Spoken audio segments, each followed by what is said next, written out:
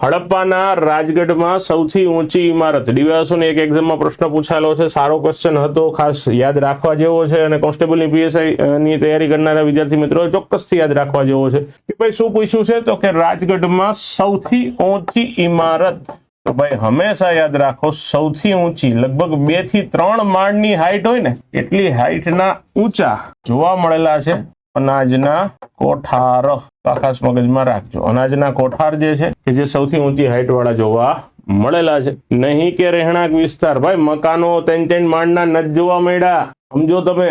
ગટર જે છે એની હાઈટ ઊંચી ન હોય, ઊંડી હોય, મગજ હલાવો થોડો. વિશાળ સ્નાનાગૃહ એ ઊંડું હોય, ઊંચું ન હોય. એક જ વસ્તુ અહીંયા કાં મકાન ને કાં કોઠાર, એમાં કોઠાર જે છે એની હાઈટ વધારે હતી. અહીંયા રહેણાંક વિસ્તારો જે છે 1 કે વધીને 2 માળ, એનાથી વધારે નથી જોવા મળ્યા, ના 3-3 માળ જેટલી હાઈટ હતી અનાજના કોઠારની. ધેટ્સ વાય અહીંયા B is the right answer.